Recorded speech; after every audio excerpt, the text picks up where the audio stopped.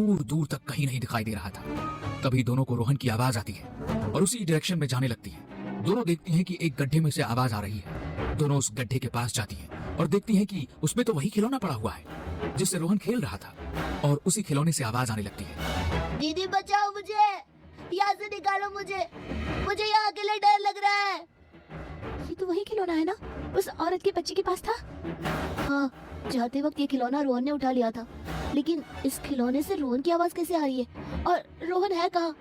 कुछ तो अजीब है यहाँ। तभी जोरदार चीख के साथ वो खिलौना गड्ढे में से गायब हो जाता है, और ये देख दोनों वहाँ से भागने लगती है, और भागते हुए वो एक घर के पास पहुँचती है। पूजा, इस घर में चलो, हमें इनसे मदद लेनी चाहिए। दोनों उस घर के अंदर जाती है। घर बिल्कुल वीरान पड़ा हुआ होता है। कोई है घर में? हमें मदद चाहिए। तभी उस घर में से वही औरत निकल कर आती है। क्या मदद चाहिए बच्चों? तुम यहाँ? हाँ, ये मेरा घर है, बोलो क्या चाहिए तुम्हें? मेरा भाई इन जंगलों में कहीं खो गया है, उसको ढूंढने में मदद चाहिए। मैं कहीं नहीं जा सकती, मेरा बच्चा घर पर अकेला है। तभी नेहा की नजर बच्चे के हाथ पे जाती है, जिसके पास रोहन जैसा ही एक और खिलौना था। ये देख नेहा उस बच्चे के हाथ से वो खिलौना छीन लेती है। ये तुमने क्या किया? वापस तो जल्दी से, ये मेरे बेटे का है, तुम्हें इसकी सजा जरूर मिलेगी। ये खिलौना तो रोहन के पास भी था। कहाँ है रोहन? क्या किया है तुमने उसके साथ? तभी औरत की गोद में बच्चा रोने लगता है, और वो बच्चा रोहन होता है, जिसकी आंखें अब लाल लाल हो रखी थी।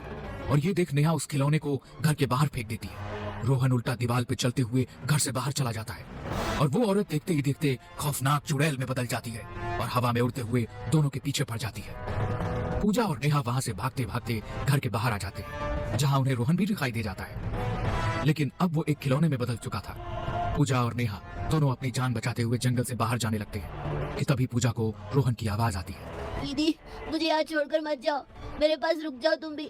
देखो ना मुझे कितनी चोट लगी है, मुझे बहुत दर्द हो रहा है दीदी। पूजा, वो रोहन नहीं है, मत जाओ आगे, वो तुम्हें भी मार देगी। वो चुड़ैल है, रोहन को उसने पहले ही मार दिया है, अब वो तुम्हें भी मार देगी। मत जाओ उसके पास। नहीं, वो रोहन है, मुझे बुला रहा है, मुझे उसके पास जाना है। वो देखो, वो रोहन है, उसको कितनी चोट लगी है। और पूजा रोहन के पास जाती है। तभी वहाँ वही औरत आ जाती है और पूजा और रोहन को अपने साथ उड़ाकर ले जाती है। ये देख नेहा वहाँ से भागने लगती है और भागते भागते रोड पे आ जाती है और थक कर बेहोश हो जाती है। और अगले दिन वह जब उठती है तो देखती है कि जंगल से पूजा और रोहन दोनों की डेड बॉडी मिली है। किसी को मालूम नहीं होता कि आखिर दोनों के साथ क्या हुआ था। तभी उस गांव का एक आदमी कहता है कि यहाँ जंगल में एक औरत अपने बेटे के साथ रहा करती थी, और एक दिन होटल बनाने के लिए कुछ लोग उसकी जमीन को कब्जे में करने के लिए गए, और उसके मना करने पर उसके बेटे और उसको पहाड़ से फेंक कर मार दिया था। तब से उसकी आत्मा यहाँ पर आने वाले बच्चों को मार देती है और अपने साथ ले जाती है। अगर इस बारे में पहले पता होता तो शायद स्कूल वाले ट्रिप लेकर यहाँ नहीं आते और ना ही पूजा और रोहन की जान जाती।